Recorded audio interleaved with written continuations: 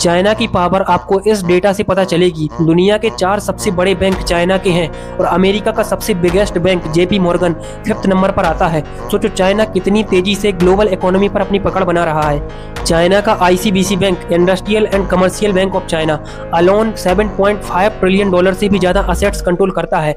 उसके बाद agriculture bank of China, China construction bank और बैंक ऑफ चाइना, ये सब बैंक ट्रिलियन डॉलर लेवल के जायंट्स हैं। और फिर 5th नंबर पर आता है अमेरिका का जेपी मॉर्गन, जिसकी असेट्स अराउंड $4.4 ट्रिलियन हैं।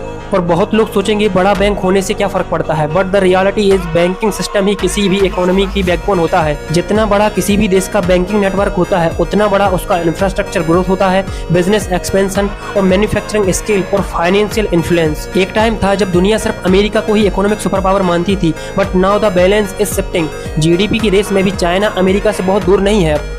और जिस स्पीड से चाइना फैक्ट्रीज, एक्सपोर्ट्स और टेक्नोलॉजी एक्सपेंड कर रहा है, that is changing the global economic equation. और इंडिया, तो रियलिटी ये है कि अभी इंडिया चाइना के स्केल के कंपटीशन में भी नहीं है।